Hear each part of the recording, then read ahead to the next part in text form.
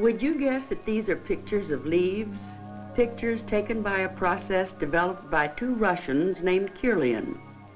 It's a process that films the electrical impulses of people and things, impulses that can't be seen with a normal eye.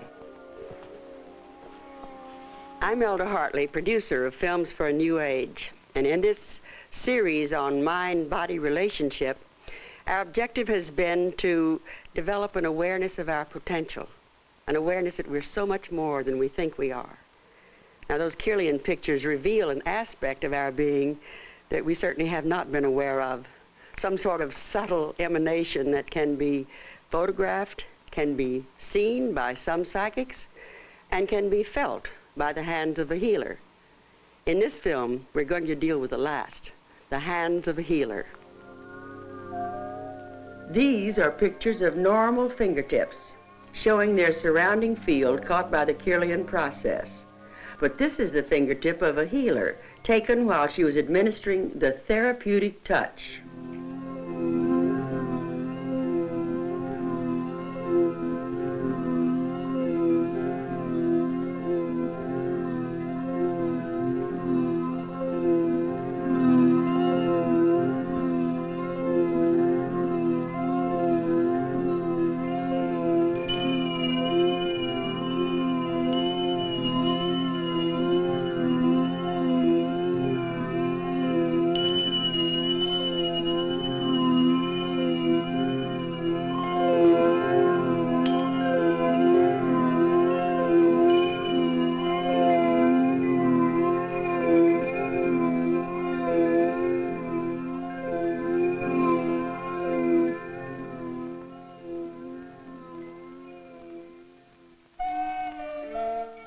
In the 16th century, when kings were thought to heal with the touch of a royal hand, when hospitals were little more than charnel houses and roots and herbs were the only medicines, a man named Paracelsus began to experiment with chemicals as drugs.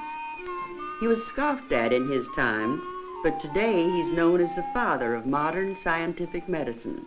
Here in the West, scientific healing, with emphasis on drugs and surgery, has been the dominant mode of treatment.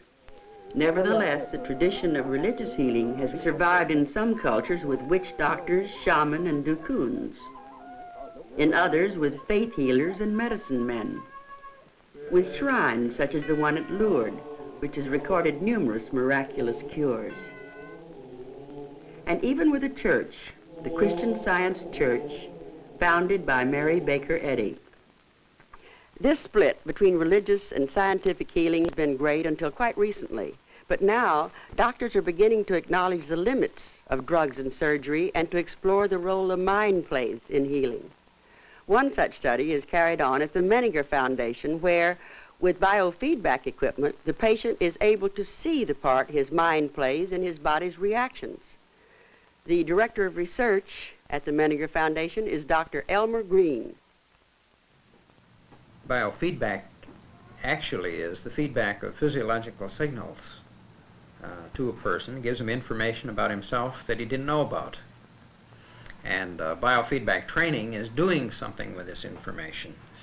In essence, you might say it's the answer to psychosomatic disease. Through biofeedback training, people can come towards psychosomatic health. Psychosomatic self-regulation can begin with biofeedback training. And of course, all of this leads into what we might call a science of consciousness, because it's all done in consciousness. There isn't any such thing as biofeedback training. There's only training in internal existential cues. As for instance, in this workshop, we're training people in temperature control. We do this with thermistors, or actually, yes, you might think of them as thermometers, attached to the forehead and to the hand. In this particular case, we're training people to warm up the hand.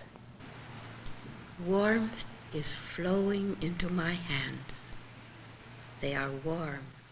Dr. Green's wife and associate, Elise, is using almost hypnotic suggestion to reinforce the idea of warmth. I can feel the warmth flowing down my arms into my hands. And as they go through the training program, They learn how to make the hands get warm, merely as a visualization of warmth in the hands, and along with that goes cooling in the head. Now, the cooling in the head isn't much, except in the case of, for instance, migraine patients, and we found that a lot of people who have migraine can get the migraine under control merely through a simple program in controlling the temperature of the hands. A technique known as the laying on of hands has survived through the centuries, and today many healers use this method. Most famous of all is Elda Hartley.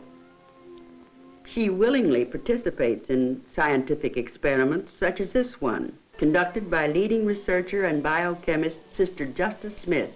This morning I have in my laboratory Dr. Elda Hartley, perhaps the best-known healer in the United States today. She's treating a sample of enzyme, namely trypsin. All of us have heard in the past of healings that have taken place by the laying on of hands. If no other place, at least in the New Testament, where it's recorded that Christ healed many by the laying on of hands.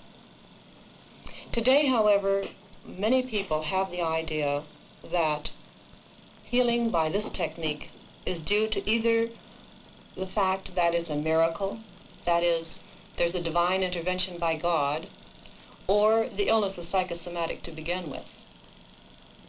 In the experiments we're doing in my laboratory here, I think we're going to disprove both these theories. First of all, we're using enzymes rather than people, because it's a little hard to conceive of the idea that an enzyme can have psychosomatic tendencies. And furthermore, I can't believe that God is so capricious that he would increase the activity of this enzyme simply to make me happy.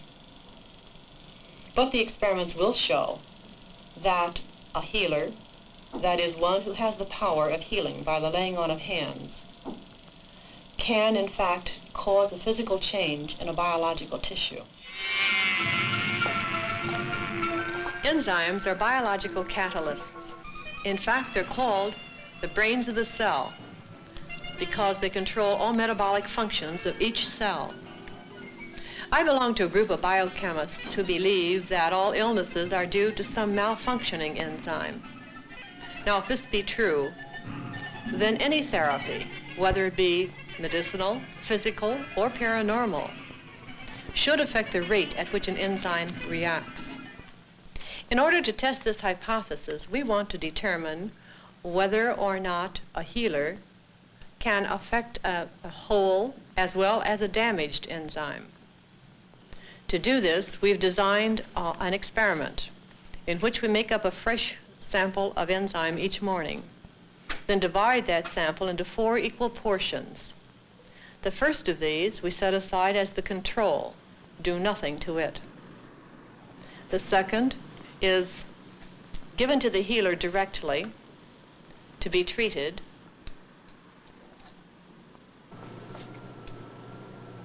The third sample is placed in a magnet. This is a very powerful 13,000 Gauss field. This is done in order to compare the magnetic field effect on the rate of enzymic activity with the effect produced by the healer's hands.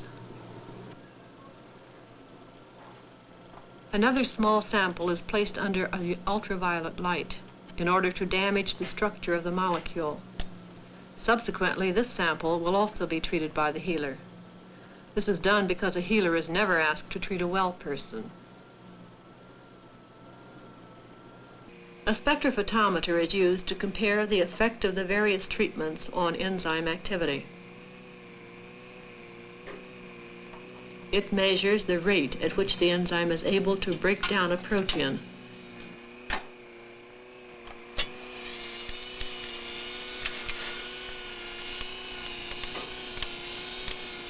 From these data, we can now calculate and compare the results. In my earlier research, I discovered that a high magnetic field will increase the rate of activity of an enzyme. In this present research, we have confirmed that fact. However, I have also found that the hands of a healer will have a comparable effect on increasing the rate of activity of this enzyme. Doesn't matter whether the enzyme is whole or whether it was first irradiated by ultraviolet light, which is known to damage it. There really is nothing supernatural, nor mysterious, nor occult about paranormal healing. It can be tested and measured and demonstrated in a scientific laboratory. If paranormal healing can be tested and measured and demonstrated in a scientific laboratory, then even though we don't understand the force that brings it about, we can learn to use it. We can learn to help the sick, if not to totally cure them. An unorthodox technique similar to the laying on of hands is being taught by a nurse and a professor at New York University, Dr. Dolores Krieger. She calls it therapeutic touch. Therapeutic touch is a conscious involvement of self, and at every point in the way you really should understand what it is you're doing, what it is you're trying to accomplish. You should also have some pretty good understanding of what's happening between you and the patient. I was very interested in the studies that Sister Justice Smith did on the effect of healing by laying on of hands on enzymes. I was also intrigued by other studies done by another biochemist by the name of Dr. Bernard Grod. What he did was to study the effects of laying on of hands on plants and animals. In his plant studies, he had the healer hold flasks of water and do to the water what he would do to people during the laying on of hands. This water was then used to irrigate an experimental group of plants that were sick. In a control group, instead of the water from the healer, the plants were irrigated by ordinary tap water. What happened was that following laying on of hands, the experimental group showed decided a very significant increase in the green matter, in the chlorophyll, in the plant. Now, I am a nurse, and as a nurse, I am interested in the helping and healing of people. Consequently, when I found that there was this increase in chlorophyll, and I realized from my own studies in biochemistry that hemoglobin in people are, so to speak, a biochemical homologue of the chlorophyll one finds in plants, I began to realize that what one could do would be to test for the effects of healing in people by studying changes in their hemoglobin values. Consequently, I then did several large studies in hospitals in metropolitan New York. Dr. Krieger selected 64 patients who had similar blood chemistry with equivalent hemoglobin values and hematocrit ratios. All of them were given the exact same treatment except for one thing. Half of them, the experimental group, were treated by graduate students who had learned to do therapeutic touch. Temperature, probably that's the problem. All right, the technique, you've heard of therapeutic touch, haven't you? Sort of. Well, it doesn't hurt. That's the thing everybody wants to know about it first. What I'm going to do is do an assessment first, just to see which areas of your body need more attention than others. That's what I do. I just use my hands. So I do it quickly. Just to pick up a general impression. You see, do you feel anything? No. No. Okay, that's good. All right, see, now I know. I'm going to work first in the area of your chest, which seems to have a little bit of congestion. See, I feel it, like a little bit of pressure. Having previously centered herself, she stays on center during the entire time so that she can channel and modulate the natural energies that continuously flow through our bodies. Using her hands as instruments, the sudden movement is an attempt to brush aside the areas of congestion and keep a sense of flow in the energy field.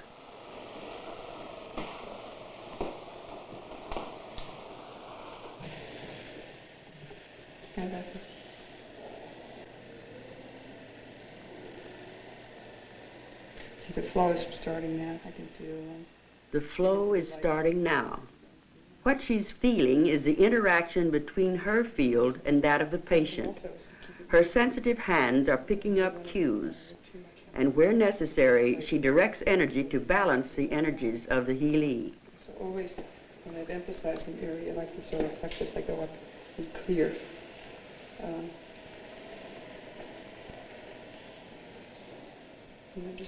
The intimacy involved in the healing act makes of it a highly personalized interaction in which the energy that flows from love and compassion strengthens the healing process. And back again. Both before and after treatment, samples of the patient's blood were taken. Okay. Now the same hole, not the same Repeat hole. samples were also taken on the control group at the same time. Okay. Just put the arm. Many natural factors can act to change the blood, such as diet, medication, and trauma. Again. However, in this study, special care was taken to control for these variables. How are we doing? Hurt. It hurt, Yeah. but it's coming very nicely. Anybody ever tell you you had pretty blood? No. No? Well, there's always a first for everything, right? Okay. Okay. Out we come. Thank you. Don't come back Bend your again. arm. Okay. Come in. Don't come back again, you Not said? today. Just get my act together here. Okay. These samples were placed in a Coulter counter to measure the hemoglobin values. Hematocrit ratios were also measured.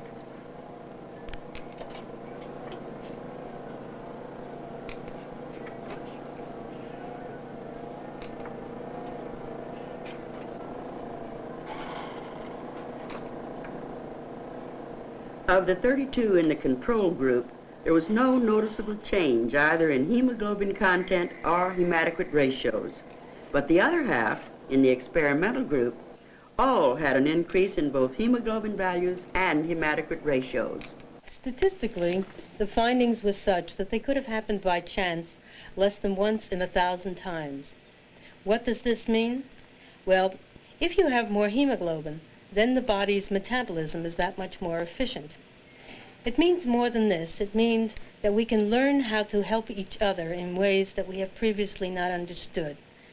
It means that in some way we are obviously interconnected in a manner that is too subtle for us to currently understand. Dr. Krieger conducts seminars all over the country for health professionals. She teaches how to help the sick by sharing with them the energy they need to deal with their illness themselves. Dr. Krieger says there's not only a channel between mind and body, but also between mind and mind, an energy that can be transferred from healer to healee, or even from healer to a piece of cotton. We've been talking quite glibly about energy and transfer of energy. The thing that I haven't had a chance to tell you about the cotton is that the cotton will act as a facilitator, particularly with musculoskeletal problems. I use it a lot to teach people how to help themselves should they get injuries. And where I use this particularly is with people who are into sports. Then they have their their own little self-help device. A person, for instance, who has a fracture, who has a cast on, will actually feel the heat through the cast. You see, they actually, if you just put it over the cast, and it really accelerates healing. I think one aspect of the kind of energy that we're using is indeed of some kind of electrical nature. If this energy is of an electrical nature, then we must ask ourselves, where does it come from? Perhaps the best answer comes from the East. In the East, they have a concept of human energy that we as yet in the West do not comprehend. In Sanskrit, it is called prana, and it is concerned with the energy that underlies the organization that we call the life process, the organization that takes place in the regeneration of tissues during wound healing. Prana may be transmitted from one person to another, as in the practices of tantric yoga and hatha yoga. For this reason, I have often thought of therapeutic touch as a yoga of healing.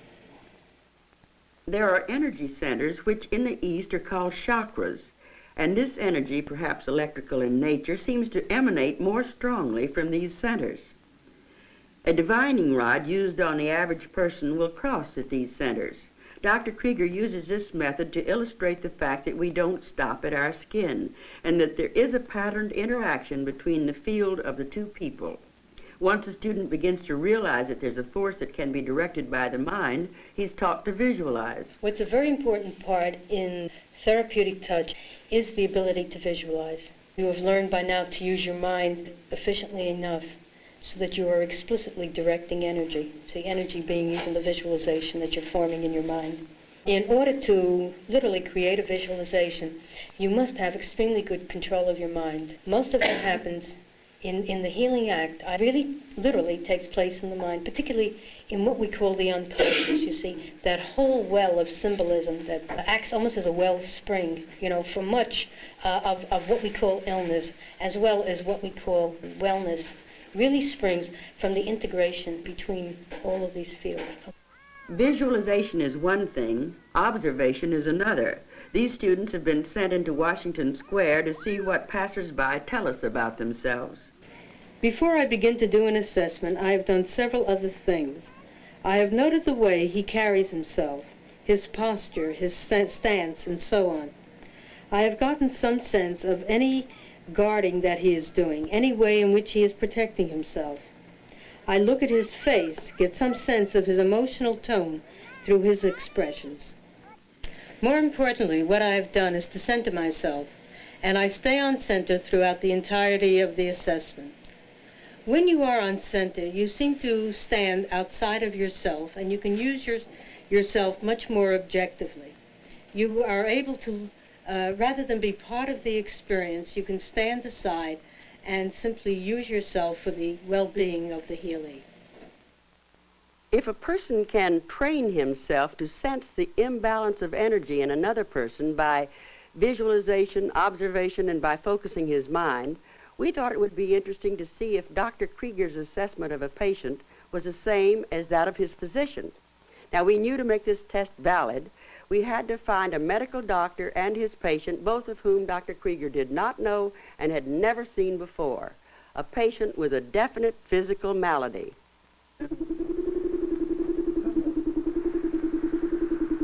Dana, I want you to go into your relaxation procedure. Now get your body as totally relaxed as you can.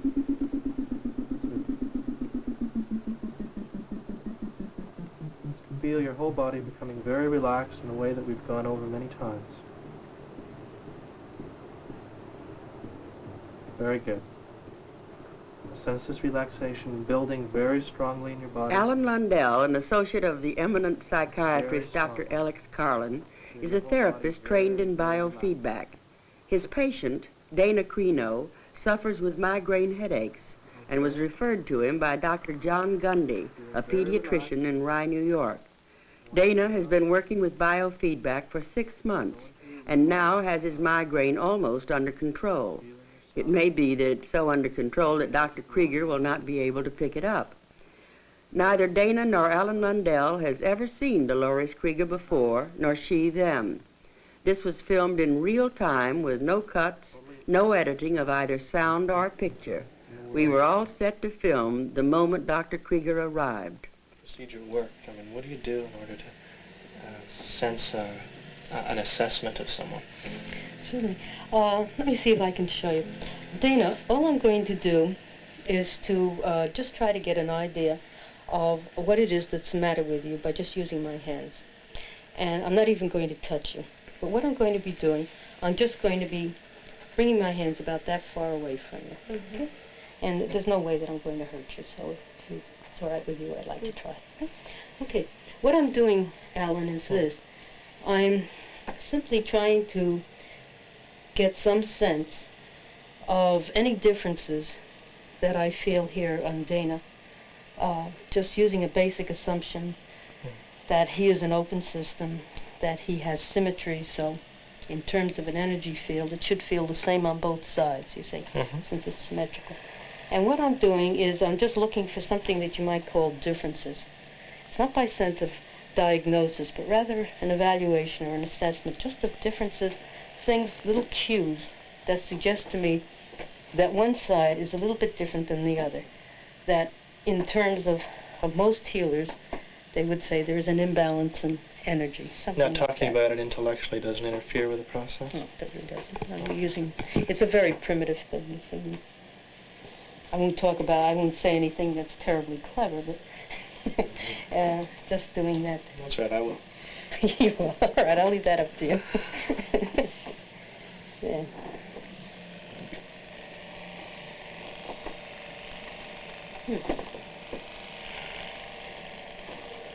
Okay. Now, what I just want to check one or two things out there. What about the person's attitude towards you? Does that affect your ability to diagnose? No, it doesn't in any real way. I'm not diagnosing, as you're aware. I'm trying to come up with some kind of an evaluation, which is a little bit different than diagnosis in the medical sense. In the medical sense, it's a classification, you see. What I'm just trying to do is to get a sense of imbalance of energy here. And I'm using my hands, particularly that part, you see, just to pick that up. Do you feel ever when you're doing this an energy flowing through your hands? Are you picking up an energy? You do, because, you know, obviously it's not a one-way thing. It's a matter of acting and interacting. There's a great many connectivities, you know, that you're involved with. Now, I'll tell you something. I know that he's going to for biofeedback. Where I feel what I would call tightness down in his legs, you know, just down in here. Sort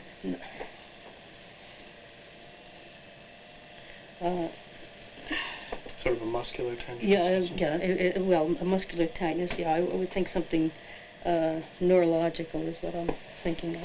It's not really major. I don't know that I'll be terribly successful, I'll tell you the truth. Can you sense how accurate you're going to be when you're... Well, I just said I'm going to be very successful. I suppose in that way it is. Yeah. I feel something down in here, in the sight of butterflies in your tummy, you know, which is understandable since we're grinding away with a camera.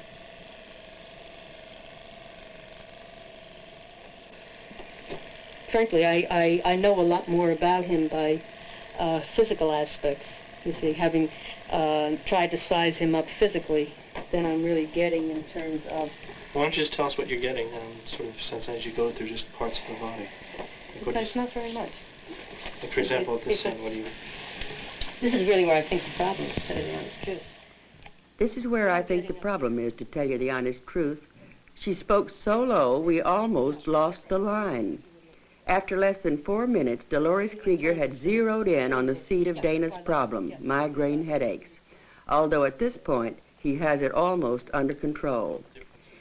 It would seem to be definite proof that we do not stop at our skin, that there is a channel between mind and body that's wide open when we're in an altered state of consciousness.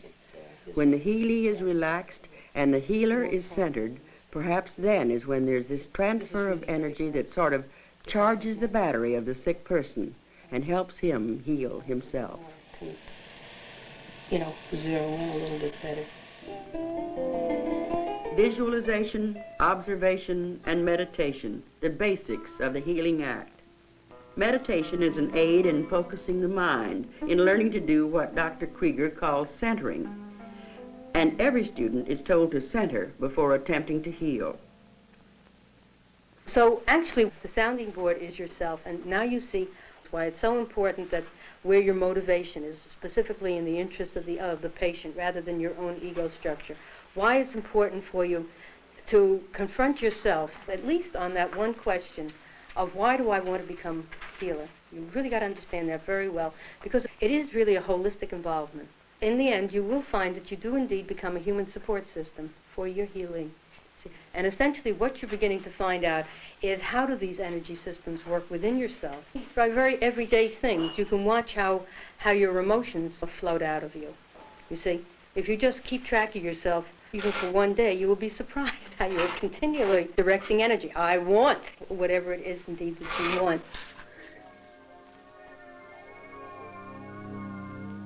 For the person who wants to become a healer, it is not enough to simply want.